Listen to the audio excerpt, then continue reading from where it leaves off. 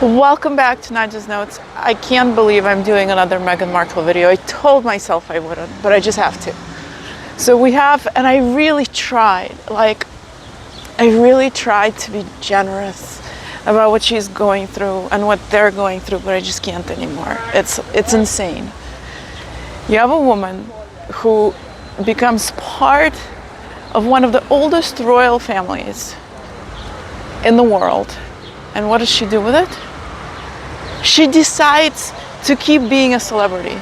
Instead of, she didn't even do research about what kind of institution she was joining. She didn't do research about what was required, clearly. Unless her plan all along was to marry a prince and then go back to California. But why even marry a prince then? She could have gotten introduced to any number of people in British society who are wealthier than him, who have less responsibilities, who, I don't know, anything. She also could have found someone in Hollywood who, it's just mind-boggling. And, why? Why sign up for a role that you don't want to play? Let's say, I don't even know.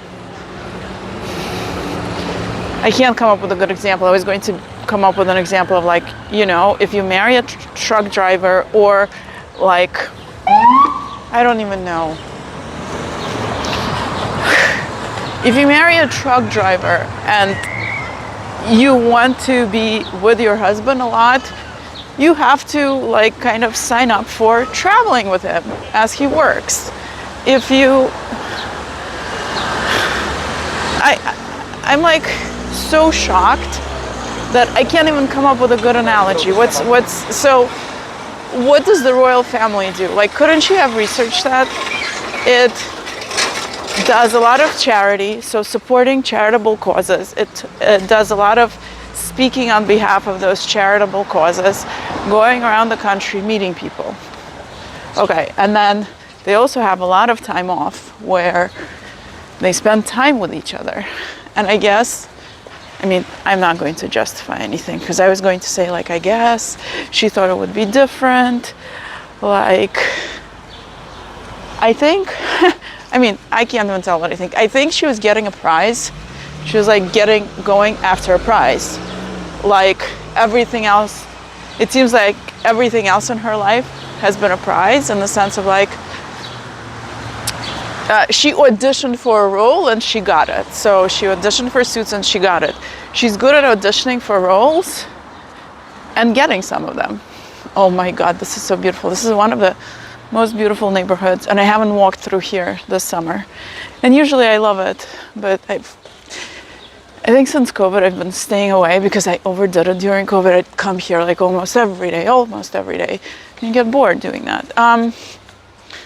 Not just bored, but I don't know, maybe it acquired feelings from COVID. It is so beautiful. I just can't. Let me I'm going to have to come here more often. Look at this. I think it was on one of those streets that I was sitting down and talking to a friend of mine about how the first time my ability to smell, my olfaction disappeared. It was so weird. But I was prepared. That it might happen as much as you can be prepared for something like this. Anyway, this is called associative thinking and memory. Anyway, I just can't. And I always try to give the benefit of the doubt to say, what if this and what if that? What if someone misunderstood something? But I think in this case, it's just she's not good at the role that she got. That's what it is. And you can see that. So she's not good at being royalty. She's not good at being a duchess. She's not good at being European. She's not good at being relatable and authentic in those roles because they don't suit her. That's what it comes down to. Because I looked at interviews of her when she was promoting Suits, and she seemed real. Like, that was Meghan Markle. Like, whoever she was, you know, she was an actress playing in a show called Suits, surrounded by other actors. And then, I guess, she ended up in a real family. In a real family with a 1,000-year-old history, with traditions and connections and I don't know. I mean, I don't know what else. Breeding? Yeah, breeding. They're like, you know, ways of behaving and then ways of connecting and whatever. And huge family, humongous family actually. They have a huge family. And then they're also surrounded by other aristocrats, which are their friends. And she just didn't fit into that world. That's fundamentally what it was. Meghan Markle did not fit into that world. And the greatest evidence of that has been that pregnancy video. I mean, she didn't look pregnant there. Like, as much as I would like to imagine that she was, either she was not pregnant or she's just like the most nimble pregnant woman, which is a blessing, I guess. But the way that she was dancing, it's just like, it wasn't, I can't even take the words out of my mouth. I am enjoying this neighborhood though. Like, it is so gorgeous. I will now have to come here almost every day for my nature walks.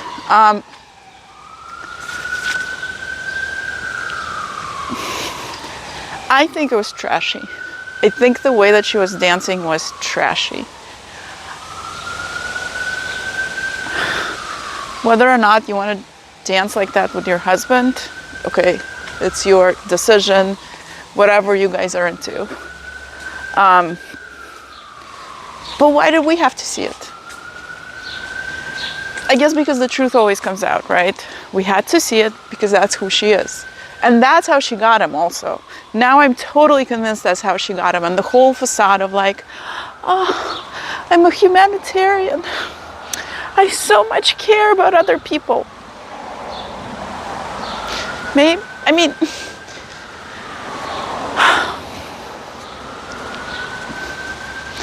again, I want to say maybe.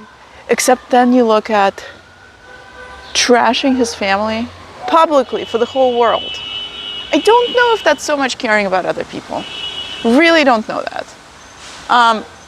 Still can't say, like, I hate saying that stuff. Because I don't know, right? Ultimately, I don't know. But like that video, and she put it out. She thinks this is a video which will make her look good, and it potentially does to the same trashy people that she associates with. She's like, I mean, I'm terrified to say anything, actually, because I don't want to. Because I don't think it's cool to say these things about people, but I just like also can't hold it inside because it's just like so obvious. She's like just a Hollywood celebrity, and that whole dance, it's like kind of reminiscent of casting couches. But I guess that's the problem. That's what it was about that video. She has cast us. She's trying to audition for us in a lewd way for our approval. And I'm not sure we signed up for this. Like, jams, flower petals, whatever. I looked it up, and that's like, yeah, okay. There are jams and flower petals in England. Everyone is into that. It's all like fantabulous. This is not even like original. That's like a British thing that she's doing, British European thing. Coming back to like, she did not fit into the British European aristocracy. That's what happened. And she realized that very quickly. She auditioned for the role. She had no idea that being someone's wife in that setting was not the same as, you know, being on set in a series like Suits.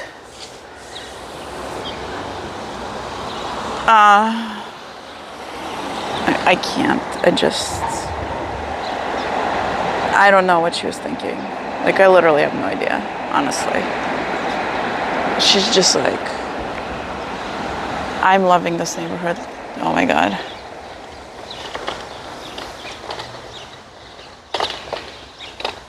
This is so beautiful. Like, I'm having a hard time articulating this because it's just so mind-blowing.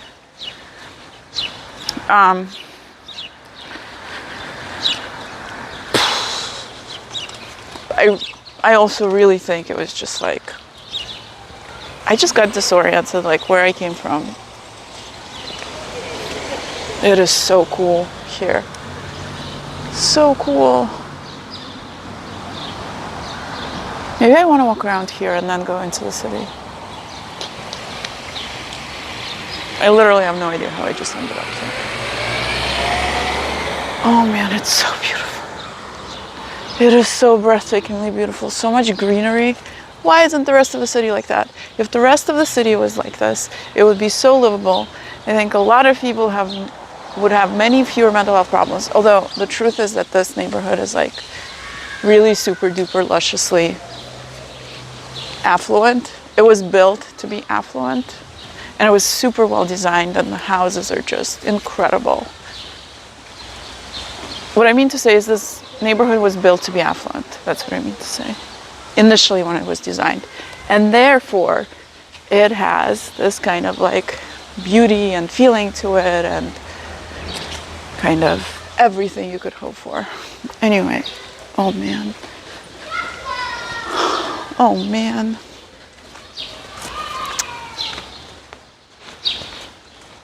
Yeah.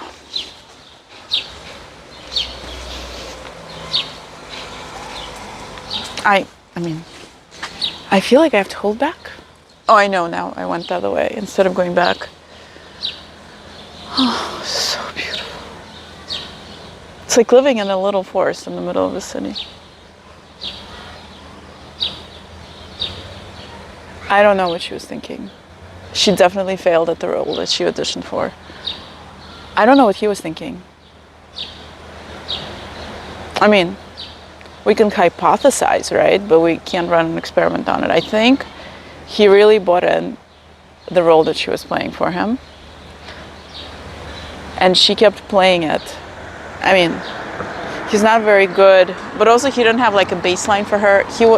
He couldn't necessarily know what he was getting himself into. I think he's never, and I don't know if I've said this before, he's never encountered someone like her. I think in his whole entire life, he has never encountered someone like Meghan Markle, who was so cunning and so determined and so acty. Has he ever dated an actress? I don't know. And I bet he's never dated anyone who needed him as much as she needed him. And so a combination of those factors just collided, and he was totally in love, and she was acting totally in love, and whatever. And then I think, even if he realizes now what happened, he's trapped because he made a commitment. And I think he believes in the commitments that he makes. He might have to get divorced because it's unclear. See, the annulment in Christianity can be given if someone lied or did not truly believe in their heart in the vows when they took them during the marriage. That can lead to an annulment because it means that there wasn't a real marriage to begin with. So let's imagine, I'm giving Harry a way out. So let's imagine that Meghan Markle knew that she was acting, and that how she was presenting herself to Harry was not authentic, and therefore she was tricking him. If she knew that, then I think his vows are null and void. But Harry's not a Catholic, unfortunately, so he might not hear this. He will never hear this, probably. But he does have a way out. Because I was like, how can he still be honorable and get himself out? Well, if you were married on false pretenses, if your potential spouse lied to you about significant things, and then they knew that they were tricking you, that's kind of null and void. Doesn't mean that it's easy or that you can easily separate, but it does mean that you can honorably disentangle yourself, because what you were agreeing to was false. So many ideas in one video. I think I'll have to re-record and like distill them into different videos. And I'm very curious about this, partially because it was a huge, their wedding was a huge part of my journey to faith and understanding, because I really loved their wedding. And the sermon that I heard in their wedding about love was probably one of the first religious texts, or the first Christian texts that I encountered on love and marriage, and just took my breath away. And it also helped get me started on this exploration of marriage and love and commitment, and not just as a physical manifestation, but also as a spiritual manifestation. Because I think there are a lot of marriages which are physical marriages, where the people are together physically, but there isn't this heart alignment. And I was reading about this just the other day, and that's why, and it made me realize, I was reading about this the other day, and because I was exploring the topic of, I've been exploring the topic of covenant, marriage as a covenant, right? Because marriage is a covenant, and then it tells you that it comes from the covenant with God that God made with the Jews, and then the Shabbat is the bride of God, the church is the bride of Christ. And when you hear the same ideas repeated over and over and over again, you realize you don't understand them, but you do want to understand them because you want to be married. You're like, I want to know this, it seems so important. And so someone, I think, asked me if I pray. And I was like, sometimes, sometimes not.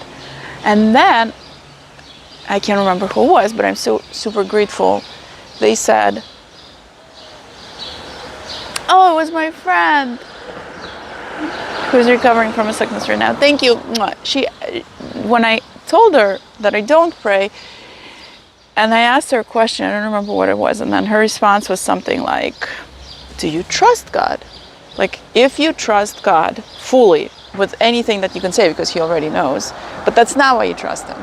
You like, I think you trust him because you know he'll love you anyway, whatever you say.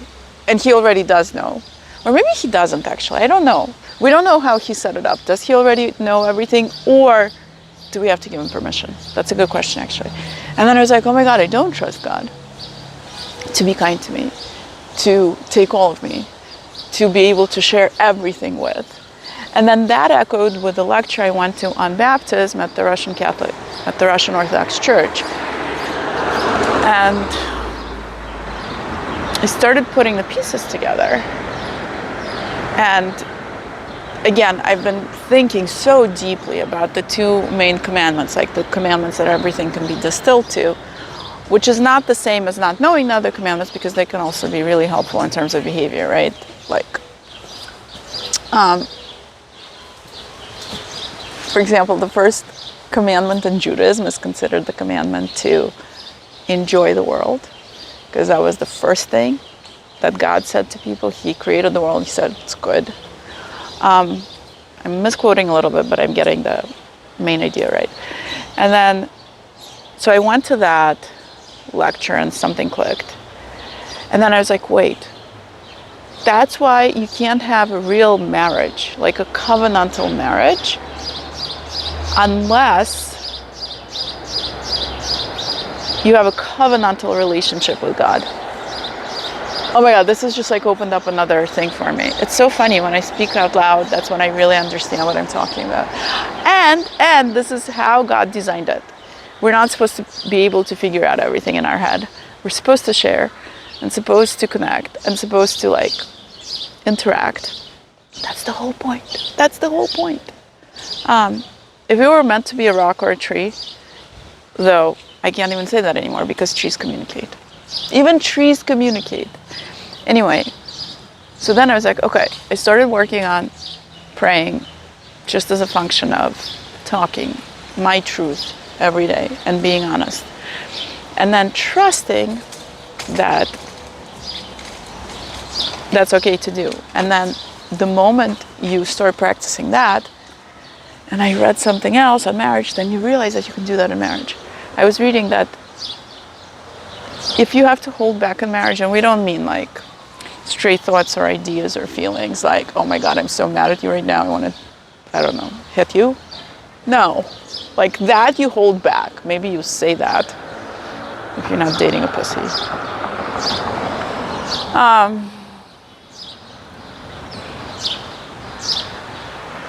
Yes, another one of Nadja's vlogs, which starts out on one topic and ends up in a completely different topic. But in reality, this was a good merry-go-round, because that's why I care about anything to begin with, because I care about human connection and marriage and relationships and how, and our well-being, and how all of those factors combined make human life worth living.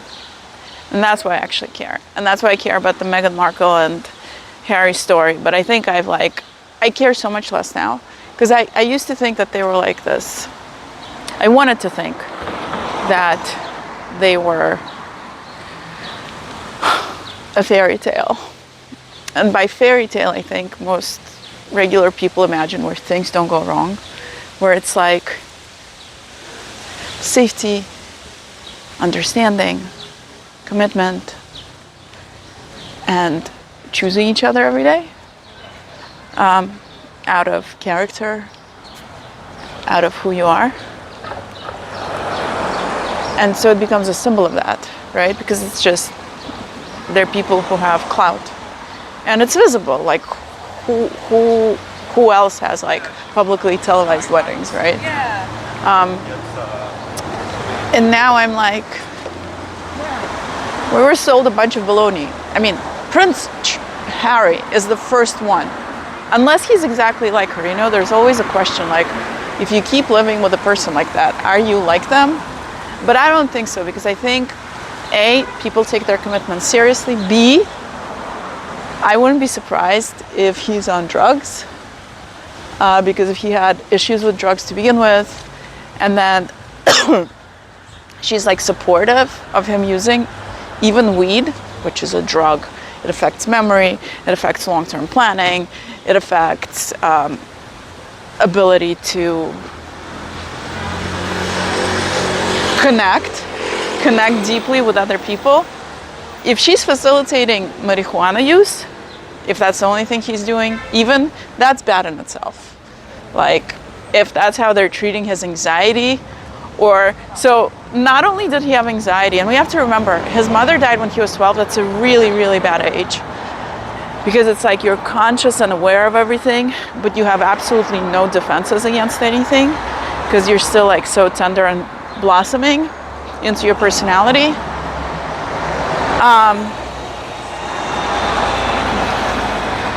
And oh my goodness, beautiful flowers. And now I bet he has anxiety over being separated from his family. Imagine, like, I don't think he knew what he was doing. He had no experience of that. He was always with family, protected by family, as it should be. Like, with his life preset. Why shouldn't he be like that? Why should it be anything else? Like, he was born into that situation, right? Like, people are born into the situation that they're born into, and those are the rules of the game. Those end up being the rules of the game, and that's totally fine. Like, I think and the same would happen to anyone. Like, you don't have to be in his position to end up completely lost and disoriented when you get pulled out of your environment. It happens to many, many people, I'm sure. And they don't really understand what's happening because they've never encountered it. He was in some sense dropped into a foreign country. And maybe I'm excusing him, I don't know. But I don't think maturity and I think we learn things through experience, whether it's the experience we acquire by, learning from other people's stories or from our own, and it doesn't just come to us because of age.